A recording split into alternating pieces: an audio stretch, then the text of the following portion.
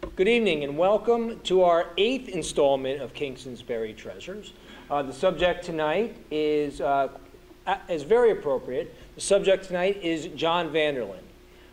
And it is so appropriate because we are in the John Vanderlyn Gallery of the Senate House Museum, which holds the largest collection of John Vanderlyn works in the world.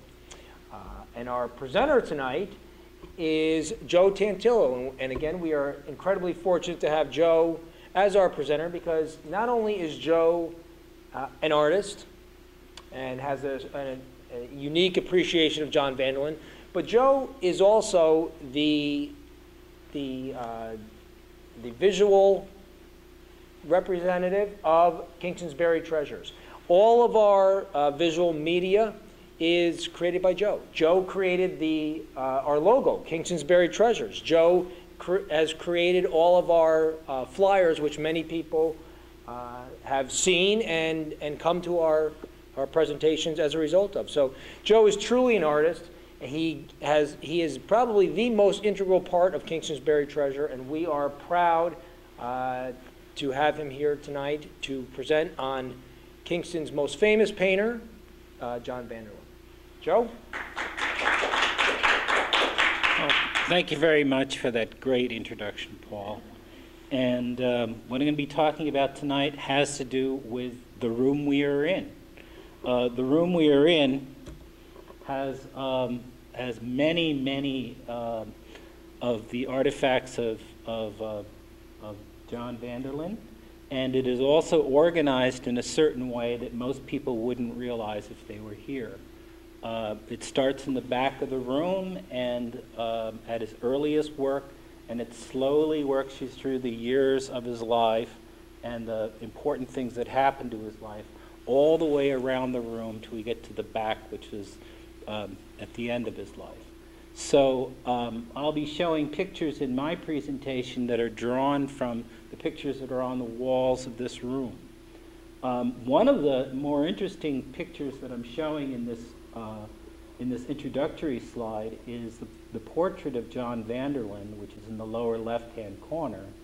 That particular piece is extremely light sensitive, and there's on one wall here we have a black curtain over something which I think many of us have been curious about.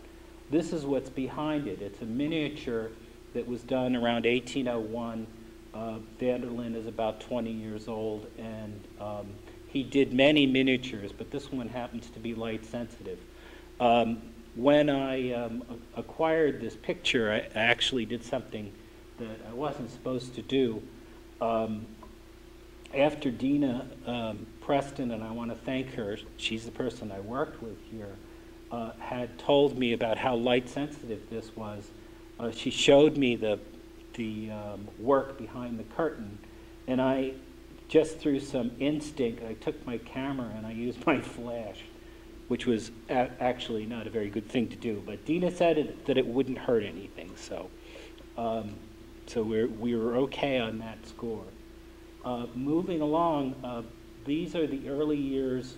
This group of paintings are the beginnings of Vanderlyn's career. They're in the back of this room.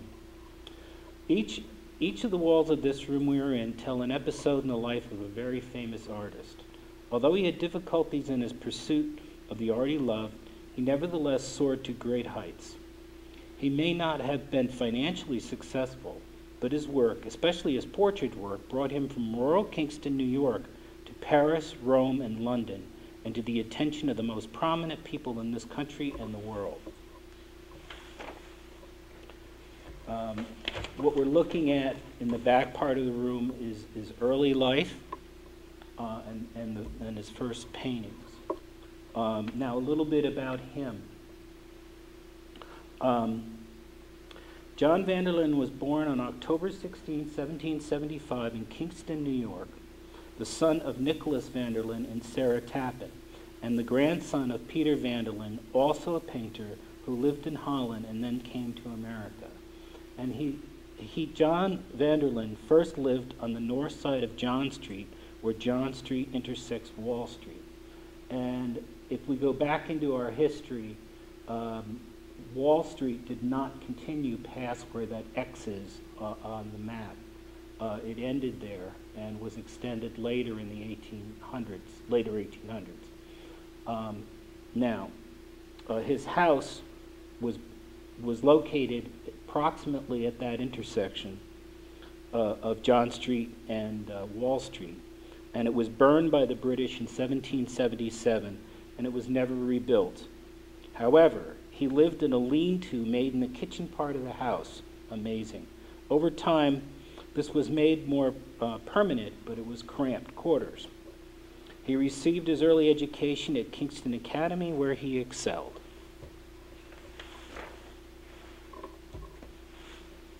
At 10, he demonstrated his strong artistic ability. At 14, he was a very sophisticated artist. He did this particular sketch when he was 14 years old. And imagination, skill, it's all there. I mean, he was just a fabulous artist, even at a very young age. Vanderlyn set out for fame and fortune for New York City at the age of 16. He gained employment working for an art supplier, Thomas Barrow, an importer of engravings and artist materials and picture framing. Vanderlyn spent his nights attending the drawing school run by Alexander and Archibald Robertson, the Columbia Academy of Painting. It was a school for the wealthy whose children were artistically inclined.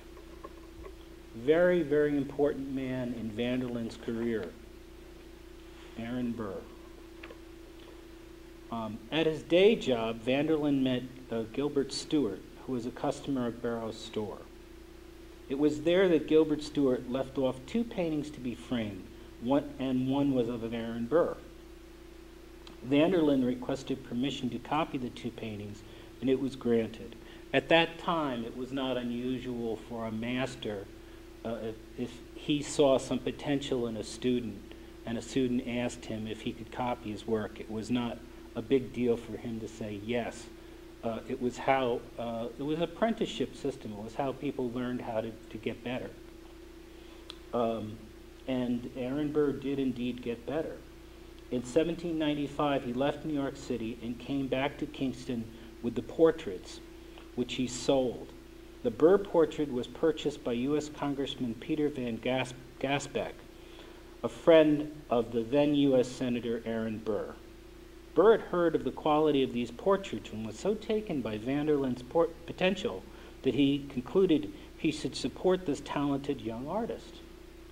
Burr was so impressed, he brought him to live in his household and then sent him to study with Gilbert Stuart, the person whose painting he had copied, the renowned portrait painter in Philadelphia, as a student. Stuart was also very taken with Vanderlyn's talent.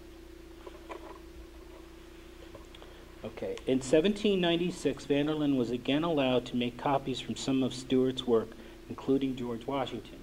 This piece is actually in the back of this room, and if you were to look at it very closely, you'd see that it isn't really that skilled. It's a student work, and the neck's a little bit elongated. The background is kind of crudely painted. These are his early years, and all of that was very quick to go away, and the refinement of his portrait work became outstanding in a short amount of time.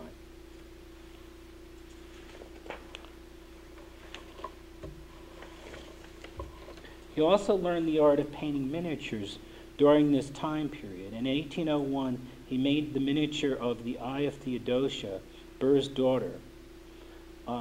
One of the things about these miniatures is they are indeed miniature.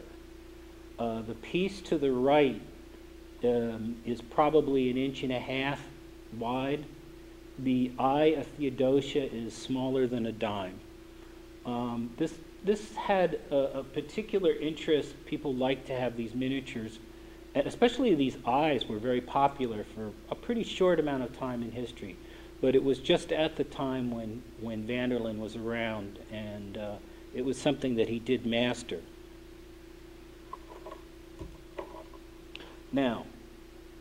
Burr thought that Vanderlyn should go to Europe to study art, and he arranged for him to go to Paris. His stay in Paris was extremely rewarding, where Vanderlyn received many commissions for portraits and a taste for fine art he would have never gotten an opportunity here in America. He was educated in the neoclassical art style of the day and was a high-ranking student, excelling at anatomy and receiving much praise.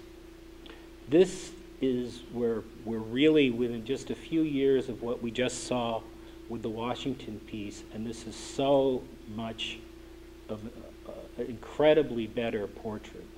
The person that the portrait is of, Madame de Villers and son, she was the mistress of Rousseau. And so he, as you can see, he was starting to move in much higher circles. He's in Paris at this time, and this is considered one of his best works in Paris. And the original is sitting over to my left, and it's just an amazing piece. Now we get into a story. The intertwining of Vanderlyn with Aaron Burr's life and family created conjecture about a romance between Theodosia, Aaron Burr's daughter, and John. They were 8 years apart in age. Although no one knows for sure, many experts have concluded that they were close friends only. John did not seem to have any romantic interest in Theodosia, nor did Burr encourage any, as he wanted his well-educated daughter to marry into a Southern political family, which she did. So really, we find with John Vanderlyn that he was a single guy. He seemed to like it that way. He seemed to be very absorbed in his artwork. He never married, and he never had any children. And we don't know anything about his romantic life at all, other than he didn't seem to have one for Theodosia. It is presumed. It is Theodosia's honeymoon to Niagara Falls that in 1801 prompted an interest for John to go there and to make a study of the falls, that's here, to be used as a basis for prints and paintings for the future. He went out to Niagara Falls, which was really far away. Buffalo was the end of the world at the time. And he had heard about this beautiful place. And he did all of these sketches, several of which are here. And he kept these sketches for later use, for exposure later. He didn't really do that much with them at the time in 1801. They come up later in the story. Okay, now we're looking at a different group of pieces that are here. It's this wall that's right to the left of the screen, and this has to do with much of the work that he did in Europe. He spent a lot of his youth in Europe. He spent a lot more time in Europe than he did in America, and it really influenced his thinking. This is from 1803 to 1815. And in 1804, it was a turning point in Vanderlyn's career.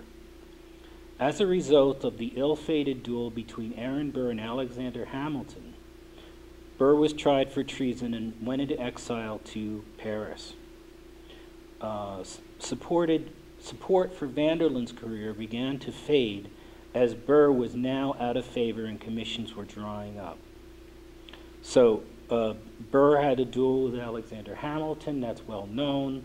Although he was acquitted on treason charges, the People's Court said that he was guilty, basically, and he just wasn't doing well in America and decided to go to France.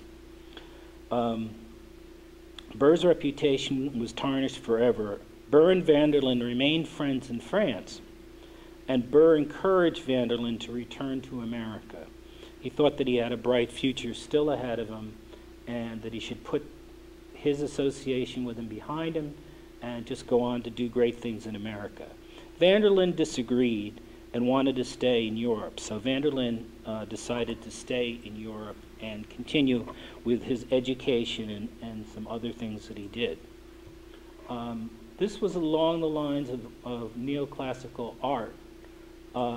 This is this is actually something that he copied that was very common in those days to go to. This was an old piece of mythology that was painted by Karaji many, many years ago, and it was considered to be high art during the neoclassical period, and something that Vanderlyn very much wanted to copy and to imbue those attributes. France and much of Europe was now under Napoleon's rule, and Vanderlyn traveled broadly, getting better at his craft, especially anatomy. I think that shows here. It is at this time that Vanderlyn learned the hierarchy of high art and the neoclassical ideals of painting. The well-educated European would view artwork on this scale. Mythology and historic paintings and panorama paintings were on the pure and highly desirable end. Portrait painting was on the common or low end of the scale. Vanderlyn was completely and indelibly marked by this division for the rest of his life. So we're going to be about to move on to one of his original works, which is Caius Marius Amid the Ruins of Carthage. A definite high point in Vanderlyn's career was the 1806 painting of Caius Marius Amid the Ruins of Carthage, painting while he was in Italy. There is a lot of similarities between the fallen Roman man of power, Marius, a powerful Roman general, shown in defeat. He was this is a true story. Caius Marius, or Gaius Marius, depending on what you look up, was a consulate several times. He was a high-end general, commanded multitudes of troops and was very powerful. He fell into a situation where there was a conspiracy against him, and eventually the power structure shifted and he was thrown out of power. So we have this where he's shown in defeat, and the fallen man Aaron Burr, whose career was now ruined forever. People have drawn similarities between the two men. This man was in ruin after being very powerful, and Aaron Burr, who was vice president, was now in ruin, and he also was no longer in power. In 1808, the Marius painting, while on exhibit at a Paris salon, won a gold medal from Napoleon himself. Napoleon wanted to purchase the work and put it in the Louvre. Napoleon wanted to purchase this work and put it in the Louvre, and Vanderlyn refuses him. Amazing. You're starting to get an idea of the personality of Vanderlyn, that he could actually refuse Napoleon. And what he really wanted to do was to place this on tour and to make money at it when he went back to America.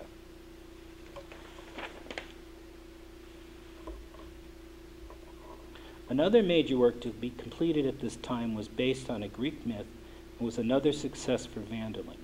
In 1809, Vanderlyn painted Ariadne asleep on the island of Naxos to great European acclaim. Now what we're seeing here is the work that's here, right behind me, in the gallery, and it is not the original work. The original work was a nude, and although this painting, the nude in Europe was a big sensation, it was a big hit. There was a lot that wasn't the first nude that they had ever seen in Europe, and it was looked at as extremely well done artwork, and lots of people copied it, and it's considered one of his best works. But when he tried to show it in America, the American ethics were quite different, and what they did is they broke the viewing into a male audience and a female audience. So they had days when it was shown only to men, and there were days that it was only shown to women. And the picture that we're showing here, that is behind me, in America, a nude was not acceptable, and Vanderlyn had to compromise by painting a copy that had a draped figure. This work was for a steamboat captain, the one behind me, and it was displayed in the main salon of the steamboat Albany. So that's what's on display here. Next on the agenda were the sketches of a massive project that Vanderlyn would undertake in years ahead, the panorama view of the palace and gardens of Versailles. Very important painting in his career. It's a massive piece. Panoramas were very popular at the time and very profitable to the artist. Vanderlyn wanted to be part of this movement. And what I mean by movement is you have to understand a little bit about what a panorama is and what it did. Basically, if you can think of an IMAX being a building that's constructed to show these large formatted, different formatted movies, but the theater itself had to be constructed in such a way to show that. The panoramas and the dioramas were also constructed to hold these really unique sort of paintings. And it was a very popular source of entertainment, and it was also something that, that made money. I'm contrasting two different panoramas here. The one on the top is a portion of the Versailles piece, the Gardens of Versailles, that Vanderlyn did. The one below it is fairly typical of the types of paintings that were being done in Europe at the time of battles. This happens to be the Water of Waterloo that during the Napoleonic times. And people really gravitated to these extravaganzas of battles. And a little less popular were things that were trying to be artistic and a little less spectacular. But these things were housed, very specifically. Many round buildings and rooms were constructed for public exhibition throughout Europe and America at this time. There were round buildings that were constructed that would just have these panoramas in them. Paintings were massive, sometimes 20 feet high and hundreds of feet long, and made to be viewed in a circular room. These were spectacles, usually of European cities, and the many famous battles being fought all over Europe. Started around 1793, there were 126 panoramas displayed in London through 1863, a 70-year heyday period. One of the artists, Robert Barker, became famous for his panoramas, and made his fortune. Now that did not go, one of the things about Vanderlyn that you will find out is he was someone that was very interested in fame, and he was very interested in fortune. And this did not pass by him. He wanted to do panoramas, and he wanted to make a fortune from them. Vanderlyn caught the bug and pursued panorama painting as his #1 priority in a stubborn quest for fame and fortune for the rest of his life. But he sought these out as high-end art, not lowbrow art for the masses. So he started off with the premise that these would be spectacularly wonderful, very neoclassical pieces of artwork, which is really not what was popular at the time. Something that was more spectacular would draw a bigger audience and make the person more money. He just sort of ignored that. That is not what he wanted to do. And I wanted to talk a little bit about what a diorama was, because I don't think we have that concept today of what this kind of entertainment was. A diorama was much more like an auditorium room with a slightly curved screen, you might say, only it was actually a canvas that off to the sides there were two cranks. There was a crank on each end, and canvas would be cranked through this across the screen, and that's what the audience and chairs would be seeing. They would be seeing something that would be moving, like a trip down the Mississippi or a battle scene.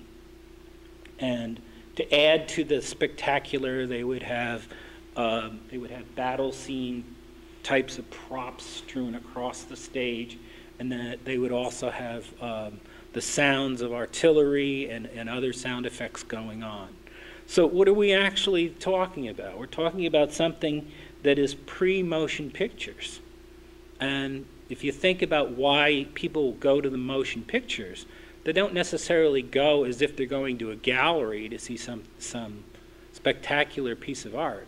They're going to be entertained, and that's what a lot of this had to do with.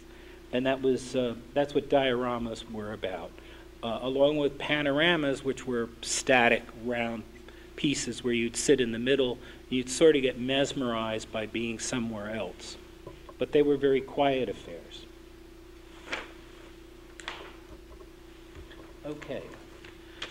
Again, I'm pulling the artwork from this room. And this is a handbill advertising an exhibit of Vanderlyn's. After the War of 1812, Vanderlyn was ready to return to America, and he couldn't make it back until 1816 after the war. So he was in Europe for quite a while. In America, panoramas and dioramas were in great popularity, but in America they were not seen as high art, but art to thrill the masses. Here is a handbill advertising one of his panoramas and portraiture show. He used these handbills to get people to come to see his work, and he used the panoramas as a kind of a hook to get you there, and then he had his portrait work up as well.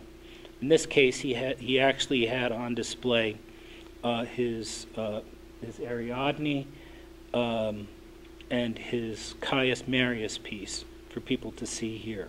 So he did do what he said he was going to do. He exhibited that.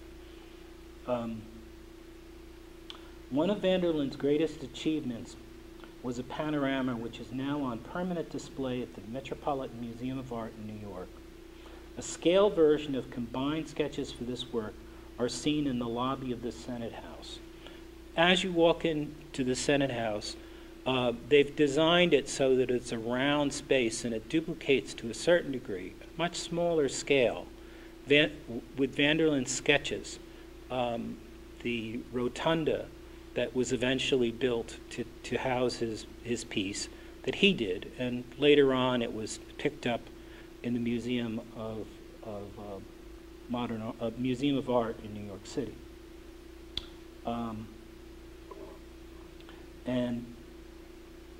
We're looking at it here, at least segments of it.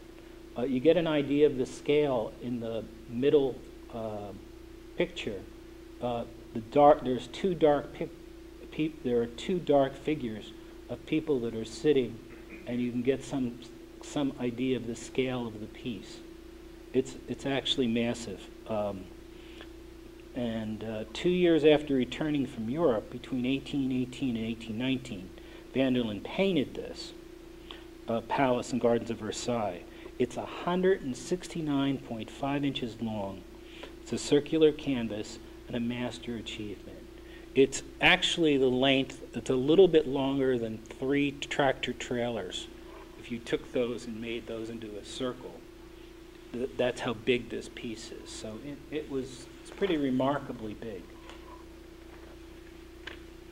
Now, he wanted this thing he wanted this under his own control. He contracted with New York City to have a rotunda built in City Hall Park with a 9-year lease to display it, along with his other panoramas and his portraiture. This was a major financial gamble on his part. As the years passed, it became clear that this would be a financial loss for Vanderlyn. Suffering this defeat, his disposition was definitely no longer optimistic. So, unfortunately, people were not tremendously interested in sitting and looking at a garden.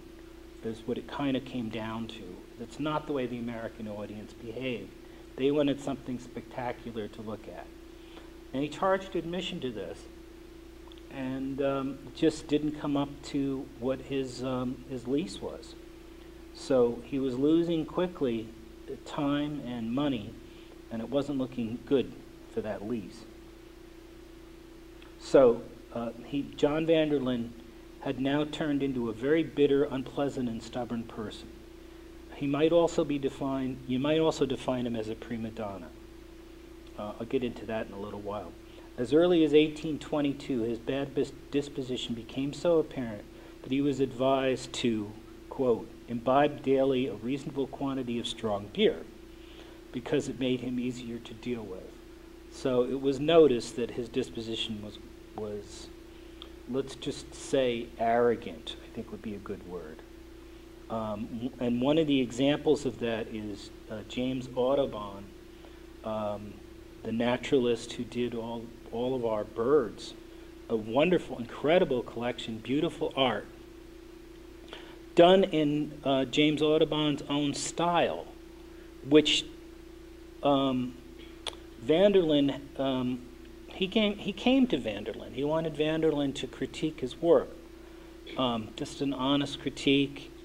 He came there, and Vanderlyn was known for making people wait. He made his models wait when he did portraits. It was just something that he did just to kind of impose that I'm the king here, and you're not that important. So he did that to James Audubon, and when he finally saw him, he gave him a harsh and unjustified aristocratic view of his work. And Audubon wasn't dissuaded. He went on to do what he did. And they remained in contact with each other, but they did not remain friends. In 1826, John Vanderlyn, this has to do with his Rotunda now. His Rotunda was starting to get into jeopardy. And he found out that a group that he belonged to was planning something that was actually, it wasn't very nice what they were doing. And they were planning on taking over his Rotunda once his lease ran out. So he lashed out at the group of his friends for their secret dealings to take over his Rotunda once the lease ran out. This group, headed by Samuel Morse, who is also, we know him as the inventor of the telegraph, but he's also a very good painter. We had a large collection of his in Syracuse University when I was there, and I can attest to that fact. He was a very good painter. And William Dunlap, who wrote many plays and also was an artist. These men had just before made John Vanderlyn a member of their National Gallery of Design. Now, okay, these guys were out of line by jumping the gun on the Rotunda, trying to pull it out from under them. But trying to pull it out from under them and having Vanderlyn lash out at them in a very nasty way kind of sealed Vanderlyn's fate. Had he held his temper, the Rotunda project may have worked out differently. Instead, he lost his membership in the National Gallery of Design. He lost his friends. They did not want to have anything to do with him. And he lost his Rotunda anyway. Now, coming up to an interesting story. We have the painting of Niagara Falls, which is in this gallery. It's a very large painting here. It's the largest painting of his we have. And it shares some similarities with the Hudson River School. But here's the scoop, as far as I could find. A topic which has come under much discussion concerning John Vanderlyn is the Hudson River School. Was John Vanderlyn ahead of his time with the Hudson River School style as depicted in his painting of Niagara Falls? I think not. I'll tell you why. Although I'm sure he was aware of the movement, Thomas Cole lived at roughly the same time as John Vanderlyn, and Cole's Niagara Falls painting was done in 1830, 11 years before this one was done. And although these paintings and prints, he not only made paintings of Niagara Falls, he also made some prints, not many prints. And there's a story about that I'll tell you in a while. They were greatly admired. John Vanderlyn didn't seem to have the soul of a Hudson River School painter. He really wasn't that interested in the beauty of nature and all that nature symbolized to the Hudson River School people. And he didn't seem to have the nationalistic approach that America in its natural form was beautiful, and that was a complete break from European art. He just kind of said, no, this is not what I want to do.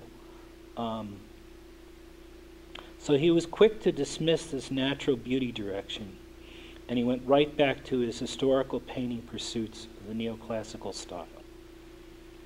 On April 21st, 1818, during the time of the Versailles Panorama, he was deaf to the excellent advice given in a publication by an unnamed author. This is a quote from that time, 1818.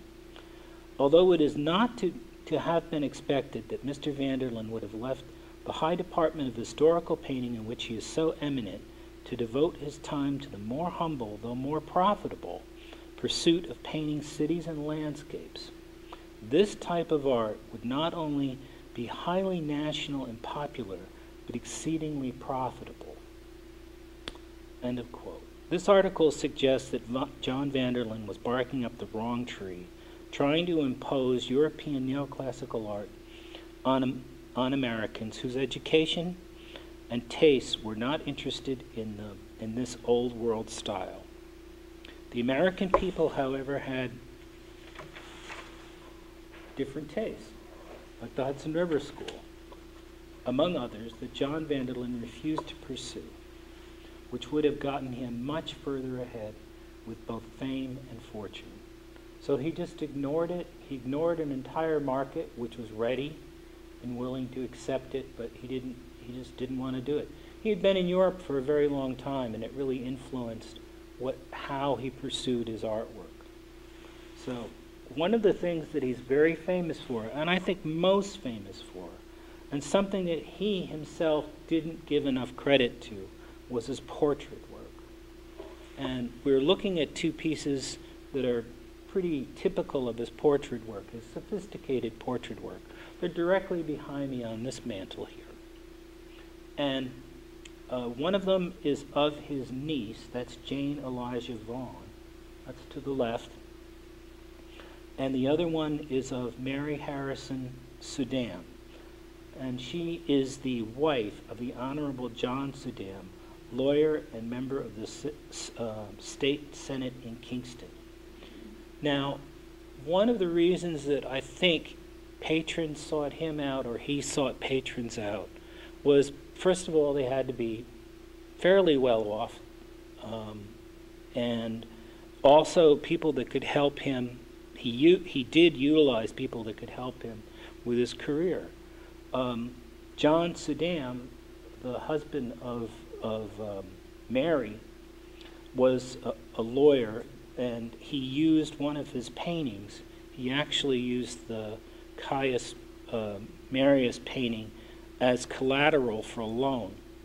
And obviously then there was money that Vanderlyn could get. Money was always hard to come by, and it's what he used for his portraits. So he got money out of the deal, and I'm sure it drove how he did his portraits and who he did them of.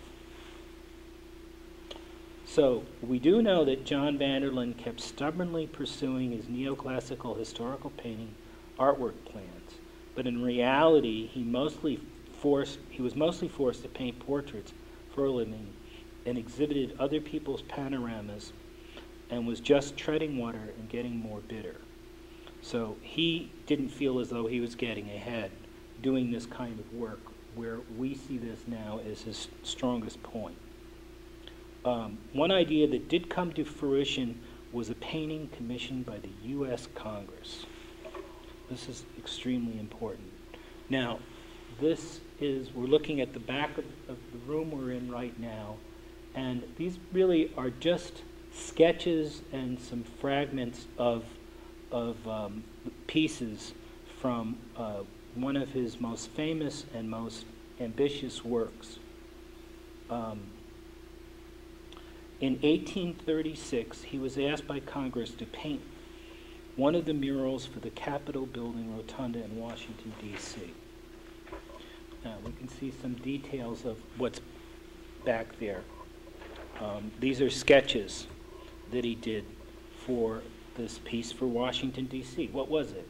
With the award of the Commission for Painting one of the panels, Vanderlyn finally realized his great ambition to paint an historic painting here in America. As a subject, he selected the landing of Columbus, and in 1838 sailed to Havana to sketch the tropical scenery and foliage that would serve as a background to the painting. No internet there. Couldn't go to images and find foliage, tropical foliage. He had to go to Havana to do it. And after he went to Havana to do the tropical work, he goes to Paris to paint the landing of Columbus. A very odd decision, I thought. That's what he did. And he spent a long time working on this. When he returned to Paris, it was not the city of his happy youth. It had changed. He became lonely and homesick and made little progress on the painting and frittered away much of his time and money. By 1842, he made a bad business deal on his $2,000 advance and lost his living money. He was pretty famous for not having very good business sense and ending up owing money to people to support him. He then returned to copying the masters, as he had done earlier, as he had done as a student to continue to support himself in France. Rumors spread about who exactly was working on the painting of Columbus.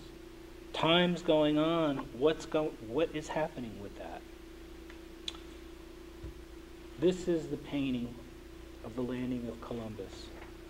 This painting is exhibited. It's one of several. It's in the Rotunda in the Capitol building of the United States Capitol building.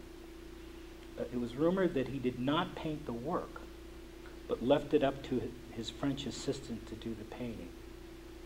Now, one thing you have to understand of the time, this might be partially true, but not entirely true.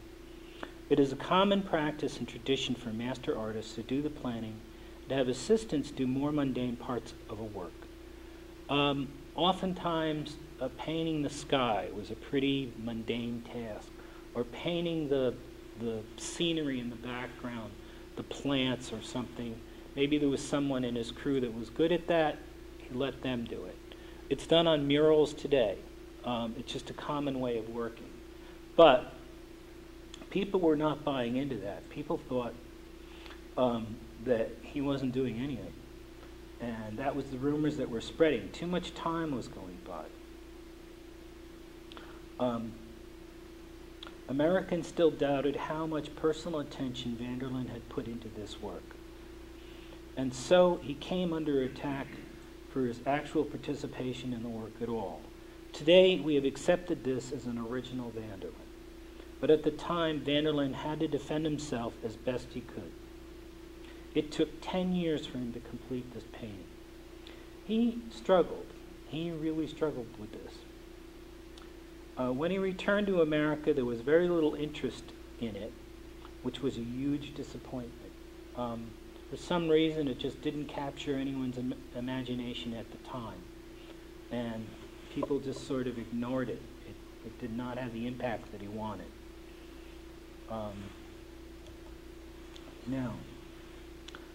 At the same time that he was working on the Columbus work in Paris, he also completed the painting of Niagara Falls. The painting of Niagara Falls, oddly enough, was painted in Paris. Not only that, the painting of Niagara Falls was done in 1842, based on sketches that had been done on a trip there in 1801, 41 years earlier. So when he was a young lad and had gone off to Niagara Falls and made his sketches, those were the sketches that he drew on to do this painting. From his sketches, he hoped to make money from converting them into prints. Now, he's in Europe right now, and he's traveling around. And one thing that happened was he had an idea of making prints of Niagara Falls and selling them, not only in Europe, but he had hoped to come back to America and sell them there. It was making, like we would sell prints today of our artwork and make money from that. He was looking to do that. But at the time, what you had to do is take your sketch and give it to a good, the better the engraver, the better, but the more it would be worth. You'd give it to an engraver, and an engraver would copy it onto a plate and then make prints off the plate. So the plates were very important. Well, he was in one city when he found the engraver and gave him all his sketches from his youth. And they were supposed to be shipped to him in another city in Europe where he traveled to. And they were shipped, but they never arrived.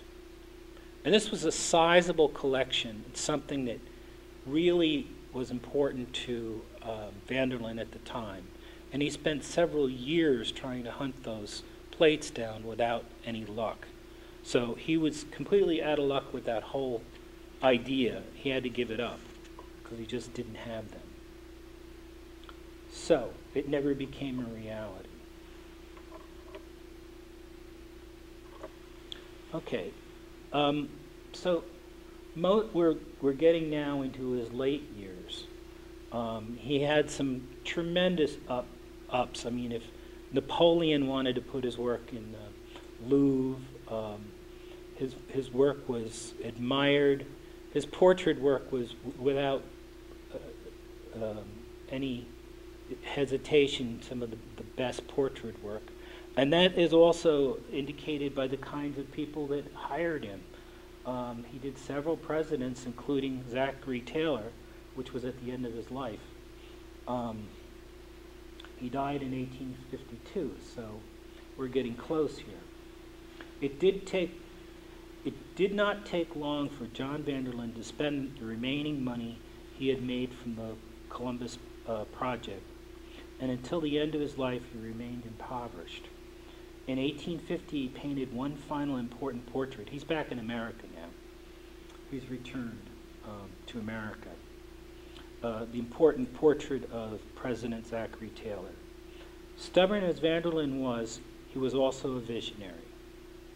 Before he died, between 1850 and 1852, many of Vanderlyn's letters referred to his desire to establish a national gallery in Washington, D.C. In August of 1852, he asked the Senate for an appropriation of public land and to construct a building to serve as a gallery and an art school. This request was denied. Vanderlyn's final letter expressed his frustration of a lifetime trying to generate interest in the education of Americans in the arts. He wrote, "To think there is not one member in either House of Congress that takes interest enough in art or public learning to become its champion is a sorry circumstance for the age and the country." End of quote.